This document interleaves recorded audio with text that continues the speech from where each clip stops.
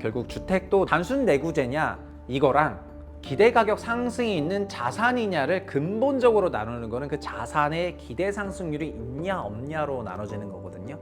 결국 그는 주택 자산의 기대 상승률이 존재한다는 거를 이제 깨달았기 때문에 사용자 비용에다가 기대 상승률을 집어넣게 되는 겁니다.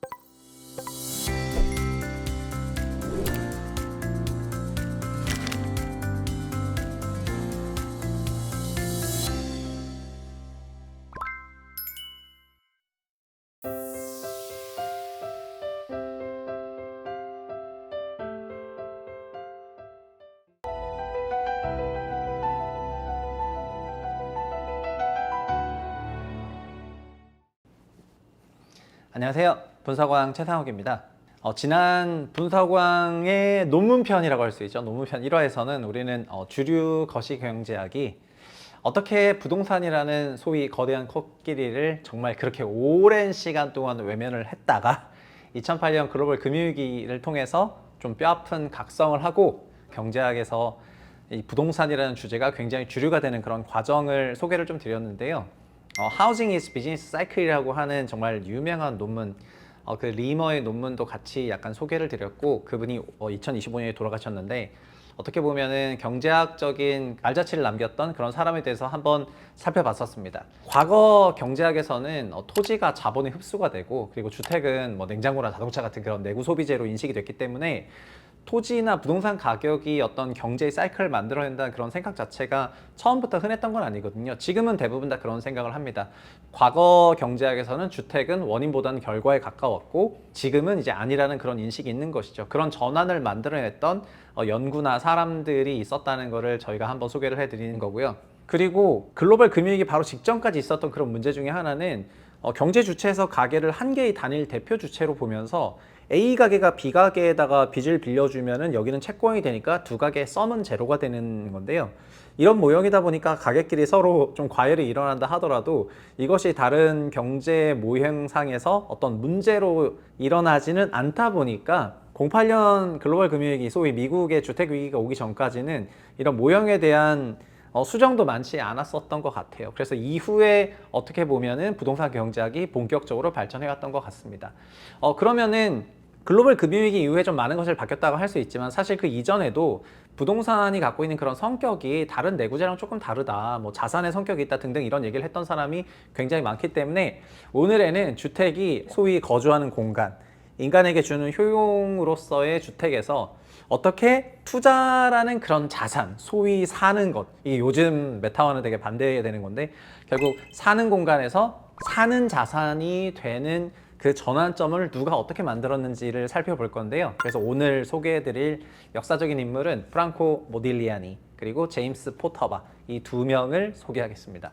오늘은 이 두 학자의 위대한 통찰이라고 할 수 있는데, 즉 부의 효과, 저희 부의 효과는 정말 많이 들어보셨죠? 웰스 이펙트라고 하는 그런 효과는 지금도 정말 많이 사용되는 효과이고, 이것이 프랑크 모딜리아니가 만들어냈던 개념이 되는 거고요. 두 번째는 사용자 비용이라는 개념인데, 사용자 비용이라는 개념을 지금 많이 사용하진 않지만은 실제로 나중에 좀 설명을 들으시다 보면은 누구나 다 사용자 비용을 염두에 두고 주택을 보유하고 있다는 것을 아시게 될 겁니다. 즉 지금 우리 인간이 생활하고 활동하는 데 있어서 또 부동산과 관련한 여러 가지 의사결정하는 데 있어서 이 두 가지 효과는 지금도 작동이 되고 있기 때문에 그것이 어떤 논리적인 서사와 구조를 갖고 있는지를 좀 더 들어가 보도록 하겠습니다. 그 중에서 첫 번째가 부의 효과인데, 부의 효과는 바로 모딜리아니라는 그런 유명한 경제학자에 의해서 좀 구체화된, 체계화된 그런 이론이라고 할 수가 있겠습니다.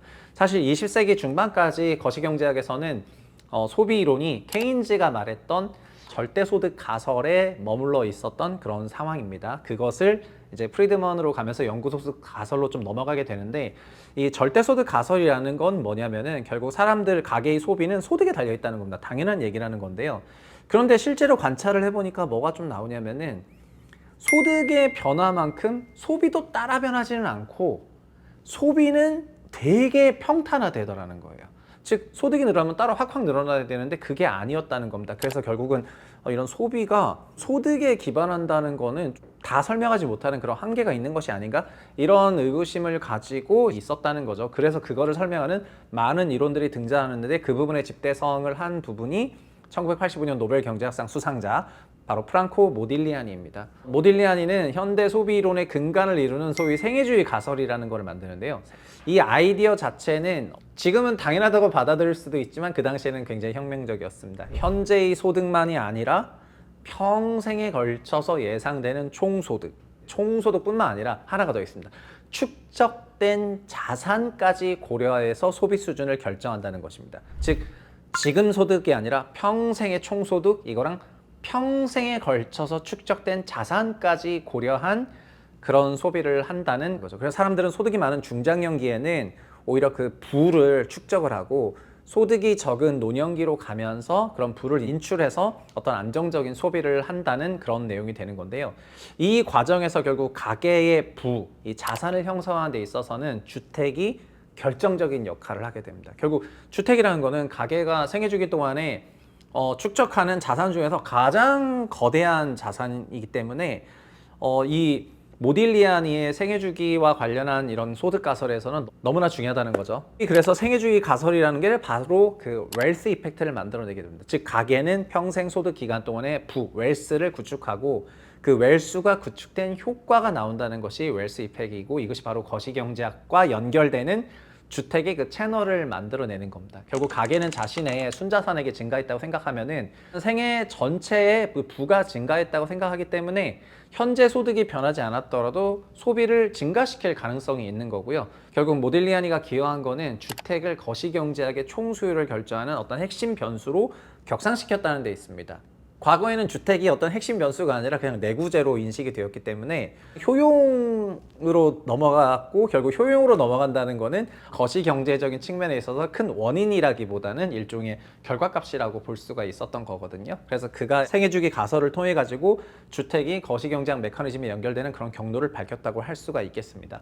주택이 경제에 분명히 영향을 미치고 있다고 느꼈던 그런 많은 경제학자들이 주택에서 가장 중요한 바로 주택 가격, 그 주택의 가격의 변동이 경제에 영향을 미친다면 도대체 그 가격, 이거는 어떻게 결정되는 걸까? 이런 고민들을 정말 많이 하게 되거든요. 가격 결정 이론은 어빙 피셔에서부터 오는 현재 가치 할인 모형을 가지고 만드는 것이 일반적인데, 그냥 단순히 주택에는 임차료만 할인해서 금리로 나누면 될 수 있는 것이 아니라 주택이 자산이 갖고 있는 고유한 성격 때문에 여러 가지 비용들이 또 들어가게 되거든요. 그래서 주택 가격을 계산하는 그런 식을 개발하는 데 있어 가지고 이거를 혁명적으로 발전시켰던 사람이 MIT에 있었던 제임스 포터바, 현재 MBER의 헤드입니다.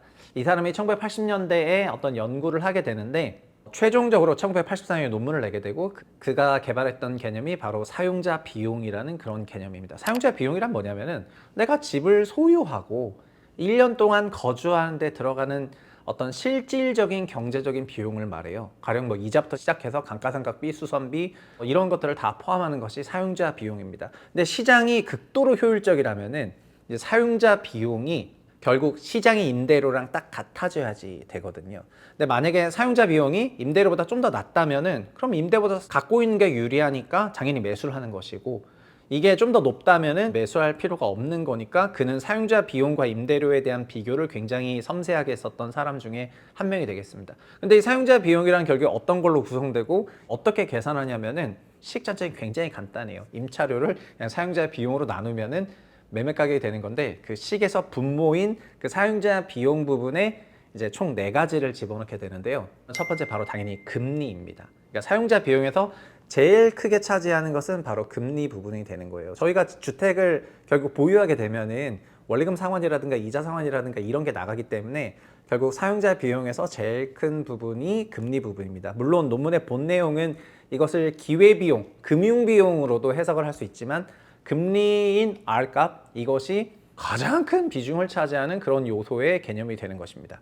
금리는 이제는 다들 인식하고 계시겠지만은 결국 시중금리가 오르면은 사용자 비용이 급격히 올라가는 거잖아요. 사용자 비용이 급격하게 올라가면 주택가 하락률이 작동을 하고, 또 시중금리가 내려가면은 사용자 비용이 굉장히 경감되는 거기 때문에 주택 가격이 상승하는 형태로 작동을 하는데, 결국 비용에서 제일 중요한 부분을 차지하는 것 중에 하나가 바로 금리입니다. 두 번째는 요즘 한국에서 논란이 많이 되고 있는 건데 바로 세금, 그리고 유지보수 관련한 그런 비용입니다. 특히 보유세. 보유세가 사용자 비용의 이제 코어 중에 하나가 되는 거예요. 기본적으로 주택을 갖고 있게 되면은 이것이 무형 자산이 아니다 보니까 유형의 구성물을 갖고 있는 데서 내는 그런 보유세가 존재하는데 그 보유세가 어떻게 되느냐가 이제 굉장히 중요한 비용이 되는 거고요. 감가상각비도 여기에 포함이 됩니다. 그다음 세 번째 요소가 바로 포터바가 연구했던 주요 주제 중에 하나인 그런 세제 혜택이 되는 것입니다.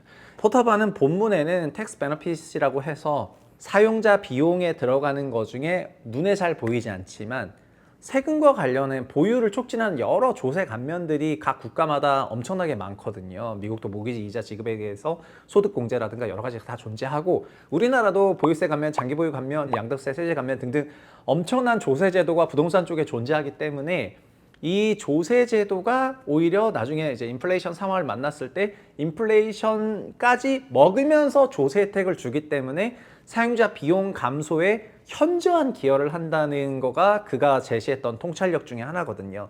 즉 그냥 금리만으로 왔다 갔다 하는 게 아니라 조세 혜택이 엄청 커졌을 때는 비용 감소가 이뤄진다는 것이 이 내용의 코어가 되는 것 중에 하나입니다. 이걸로만 끝나는 게 아니고요. 사용자 비용에서 제일 큰 비중을 차지하는 것이 바로 기대 상승률입니다. 기대 자본 이득, Expected Capital Gain이라고 해서 저희가 G라고 부르는 건데 이 G, 주택을 다른 내구재랑 구분짓는 가장 근본적인 차이점이 있는 부분이 되겠습니다. 그래서 포터바가 주택 가격에 대해서 아주 혁신적인 그런 식을 개발했다고 말씀드릴 수 있는 것이 물론 그전에 다 그랬던 건 아니지만 결국 주택도 단순 내구재냐 이거랑 기대 가격 상승이 있는 자산이냐를 근본적으로 나누는 거는 그 자산의 기대 상승률이 있냐 없냐로 나눠지는 거거든요. 결국 그는 주택 자산의 기대 상승률이 존재한다는 것을 이제 깨달았기 때문에 사용자 비용에다가 기대 상승률을 집어넣게 되는 겁니다. 그래서 분자는 월세 같은 임차료가 되는 건데요. 이제 분모인 사용자 비용의 총합은 뭐냐면 금리, 보유 비용과 감가상각비 그리고 조세 혜택을 다 더한 다음에 여기다 기대 자본 상승률 이거를 빼는 거죠. 예시를 드는 게 더 빠르니까 간단하게 한번 예시를 들어볼게요. 서울 마포에 월세 300만 원짜리 이제 신축 아파트가 있습니다. 연 3,600만 원이라는 연세를 내는 거예요. 그러면 그 3,600만 원을 사용자 비용으로 할인하면은 매매 가격이 된다는 거죠. 이자에다가 조세에다가 이런 걸 다 더해서 한 5%라고 해보고 기대 상승률을 1%라고 하면은 5% 빼기 1%는 4%가 되죠. 그럼 3,600만 원을 4%로 나누면은 그럼 자연스럽게 9억이라는 그런 매매 가격이 됩니다. 그런데 기대 자본 이득률이 1%가 아니라 3%로 치솟았다고 해볼게요. 지금 돌아가는 걸 보니까 서울에 공급이 없고 서울 주택가격이 엄청 올라갈 것 같은데 시장이 막 이렇게 기대를 하면서 3%로 갖게 되면 5% 빼기 3%는 2%가 되는 거고요. 그럼 3,600만 원 나누기 2%가 되면은 그때는 매매 가격이 18억 원이 되는 것입니다.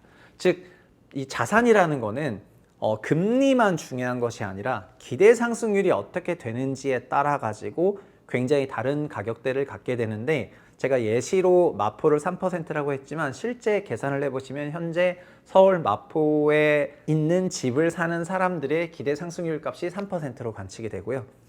부산에 있는 집을 사람들의 기대 상승률이 1.5%로 관측이 되고 그리고 부산보다 작은 소도시의 주택가의 기대 상승률이 1% 이하로 관측이 되거든요.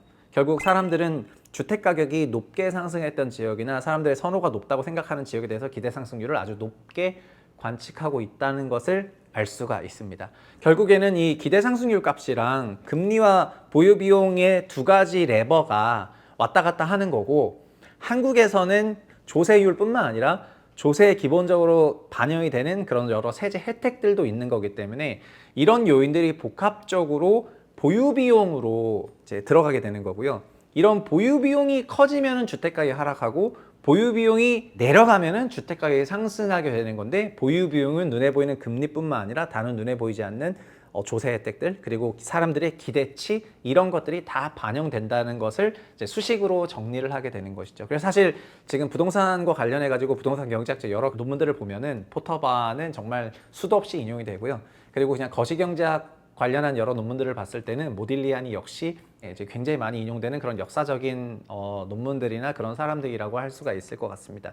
결국 정리하면은 프랑코 모딜리안이나 제임스 포터 이런 두 학자는 서로 다른 접근 방식을 갖고 있긴 하지만은 결론은 똑같거든요. 뭐냐 하면은 주택은 거시경제학적인 측면에서 너무 중요한 자산이라는 겁니다. 이게 그냥 단순 내구재로 소비되는 것이 아니라 너무나 중요한 자산이었다는 것이고, 결국 그들이 더 후행적으로 더 각광을 받았던 것도 글로벌 금융위기 이후에 실제 그런 것들이 관측되었기 때문이라고 할 수가 있을 것 같아요. 그래서 그 당시 연구할 때보다 더 선구자적으로 지금 평가를 받는 것 같습니다. 결국 주택자산의 가격 변동이 어떻게 거시경제 전체 소비에 영향을 주고 있고, 그리고 금리나 세금, 기대심리, 조세와 관련 여러 혜택, 이런 것들이 어떻게 주택가를 결정하는지를 다 규명을 했기 때문에 이제 이런 부동산들은 더 이상 경제학의 주변부가 아니라 경제학, 거시경제학에서 다루는 그런 핵심 분석 대상으로 들어올 수가 있었던 거고요. 특히 관리 실패로 인해서 몇 번의 경제 위기를 거치면서 부동산이 거시경제에 있어서 굉장히 중요한 채널이 됐고, 그리고 이것이 굉장히 중요한 경기 사이클의 동인이 되었음을 지금은 이제 다 인식을 하고 있는 거죠. 저희가 부동산 경제학이라는 분석한 코너를 만들고 다루면서 지금 전체적으로 이제 부동산이 거시경제학에서 좀 변방에 있었다가 이제 점점 이렇게 들어오기 시작했고, 08년 이후엔 다 들어왔다고 알고 있는데, 그 이전에 여러 가지 이론 체계를 구축했던 사람들에 대해서 소개를 해드리고 있는데요. 이것이 1980년대에 만들어졌던 그런 이론들이라 하더라도 지금과 동떨어진 것이 아니라 지금도 그냥 우리 곁에 살아 숨쉬는 그런 이론 체제라고 생각을 할 수가 있고요. 특히 저는 뭐 소름 공식 같은 걸 만들면서 포터바의 모형을 사용을 했는데, 지금 기대치를 역산해서 계산해 보면은 사람들이 지역마다 갖고 있는 다른 기대값이 명확하게 나타나는 것을 보면서 다시 한번 조금 소름이 돋긴 하거든요. 근데 그 기대라는 거가 항상 합리적인 기대만 존재하는 것이 아니라 어쩔 때는 굉장히 과잉된, 과열된 그런 기대가 또 존재하고, 그게 어떻게 보면 사람인 거잖아요. 인간이 항상 합리적일 수가 아니다 보니까 결국 이 기대 심리가 정말 과열로 갔을 때는 탐욕과 군중 심리에 인해서 폭주할 수가 있게 되고, 폭주하게 되면은 이제 주택시장의 광기와 버블이 나오게 되거든요. 근데 우리 전 세계는 주택시장의 광기와 버블을 여러 차례 경험을 했죠. 그래서 다음 세부심의 분석왕 부동산 경제학 시간에는 이런 주택과열의 광기, 버블, 어떻게 보면 제일 중요한 주제라고 할 수 있는 그런 주제를 정면으로 다뤄보겠고요. 다음 시간에 또 찾아뵙도록 하겠습니다. 감사합니다.